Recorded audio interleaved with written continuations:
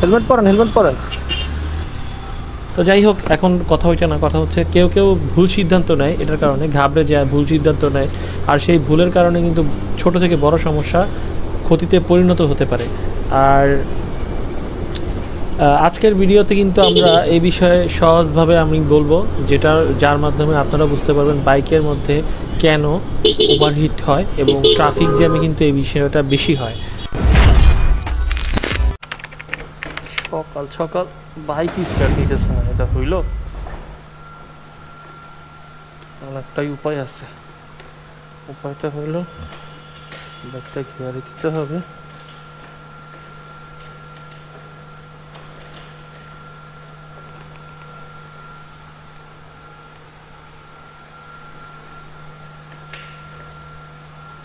গিয়ারে দিয়ে এখন টান দিতে হবে।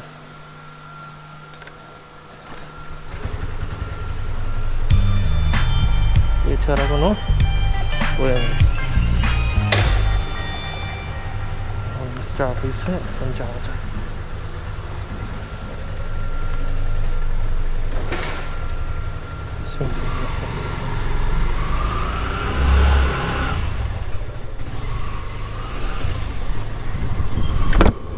তো এইভাবেই আর কি, মাঝে মাঝে স্টার্ট না নিতে চাইলে, যেহেতু কিক নাই, এইভাবেই আর কি ওপেন করতে হয়।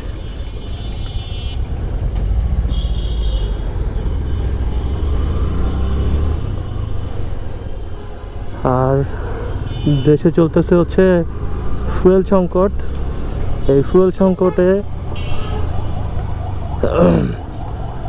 দেখলাম একটু আগে নিউজ দেখলাম, ঘুম থেকে উঠে স্ক্রল করতেছিলাম আর নিউজ আসলো, কেউ কেউ সেই সকালবেলা থেকে লাইনে দাঁড়াইছে, রাত্রেবেলা 3টা না 4টা, ভোর 4টা বাজে, তখন পর্যন্ত সে লাইনে দাঁড়ায় আছে। মানুষজন দাঁড়াইতে পারতেছে না, কারো কারো পা ফুলে যেতেছে দাঁড়ায় থাকতে থাকতে। আর এখন তো স্কুটারের ইভির জয় জয়কার চলতেছে। হচ্ছে মানডে, তো সানডে থেকে শুরু হয়েছে যে নতুন নিয়মে আর কি অফিস চলবে। হ্যাঁ, 9টা থেকে 3টা, 9টা থেকে 4টা, সরি 9টা থেকে 4টা, আমি হ্যাঁ 4টা।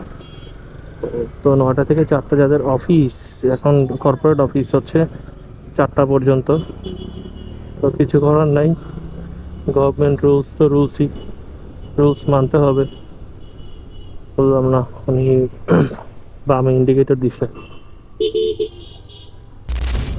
60 ফিট থেকে বের হয়ে আপনাদের সাথে কথা বলি, আগে এখান থেকে একটু বের হই। শর্টকাট মারতে হবে, শর্টকাট ছাড়া উপায় নাই, শর্টকাটই বেস্ট অপশন হবে এখন। সো বলেন, কি অবস্থা সবার, কেমন আছেন সবাই? আশা করি ভালো আছেন। তো ইন্ট্রোটা দিয়ে দিই। So what is up good people, this is Rabbi and welcome to my YouTube and Facebook page BG rider. ও রে সিরিয়াল রে ভাই, এত সিরিয়াল কেন? আমরা যারা প্রতিদিন বাইক চালাই, বিশেষ করে শহরের ভিতরে অথবা ট্রাফিক জ্যামের মধ্যে, খুবই পরিচিত আমাদের এই সমস্যা। আর এই সমস্যার জ্যামের মধ্যেই অনেক সময় একটা সাধারণ কিন্তু ভয়ঙ্কর একটা সমস্যা দেখা দেয়, সেটা হচ্ছে বাইকে ওভারহিট হয়।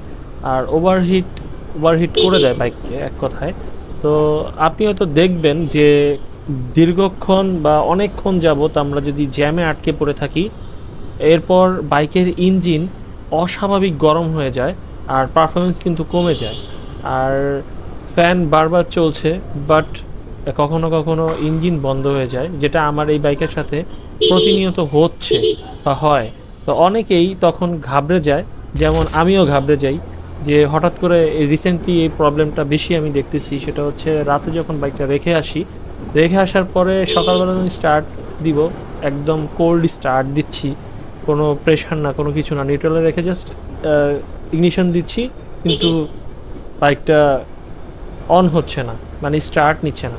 দ্যাটস ওয়াই আমি কি করি, যে আমি আগে আমার বাইকটা ডাবল স্ট্যান্ড করে বাইকটা গিয়ারে রেখে দেন হচ্ছে আমি পেছনের চাকা ধরে টান দিই, দেন হচ্ছে এটা ওপেন হয় বা এটা স্টার্ট হয়।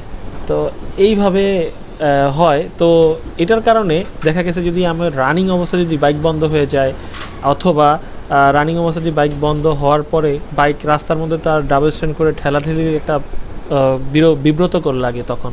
কাহিনী কিছু হলো, এখন বিদ্যুৎ সরণির কাছাকাছি চলে আসছি আর বক্তিয়ার ভাইও দাঁড়ায় আছে, তো ওনাকে যে আগে কল দিতে হবে, আসছে কিনা দেখতেও হবে। চলেন দেখি আগে কোথায় বক্তিয়ার ভাইয়া।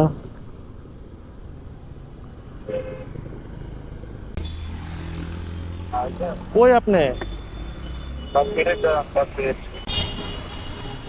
A few moments later. তারে আমি ফোন দিছি হচ্ছে 9:48, এখন বাজে হচ্ছে 9:59, মানে 10টা।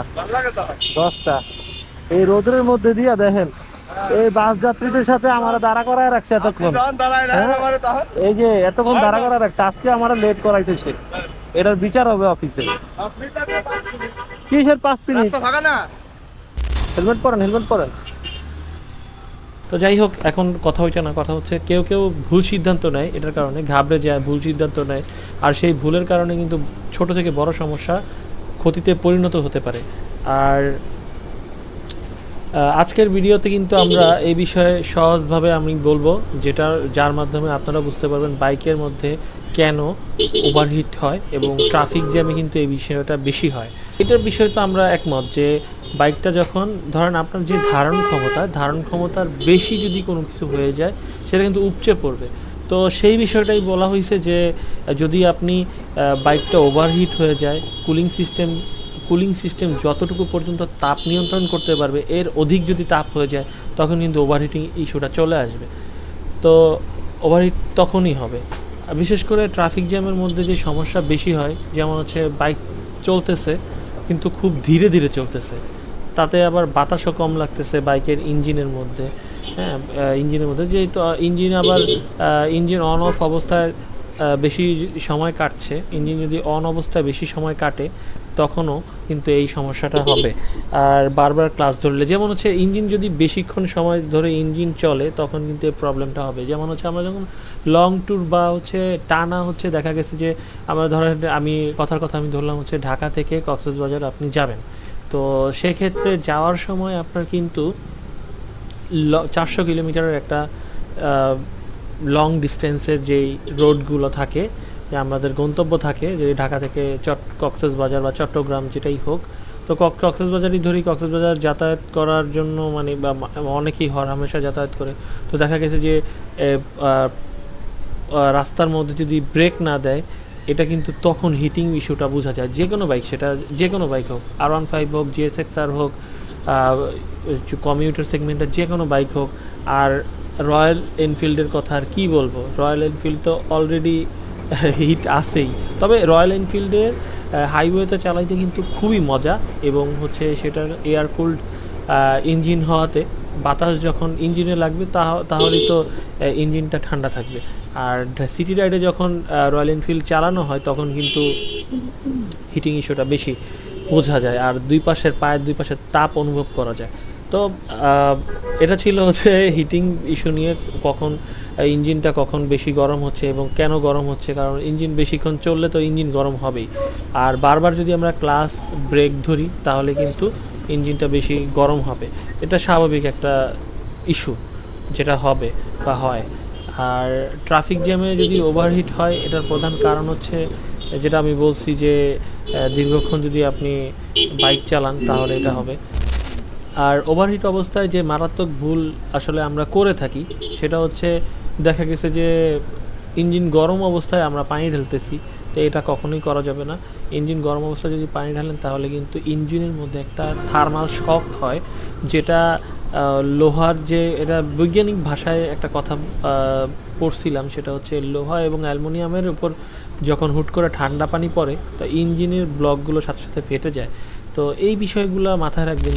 অতিরিক্ত থ্রোটল দিবেন না, অতিরিক্ত থ্রোটলের কারণে দেখা গেছে আপনি বারবার রেভ করার পরে আবার বাইক জিরোতে নিয়ে আসতেছেন, তো এই জিনিসটা করবেন না।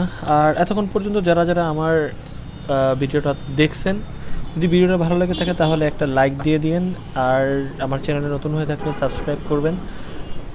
আর যদি ফেসবুক থেকে দেখে থাকেন তাহলে ফলো দিয়ে দিন আমার পেজটা। সো দেখা হবে নতুন কোনো ভিডিওতে, সেই পর্যন্ত ভালো থাকেন, সুস্থ থাকেন, আল্লাহ হাফেজ।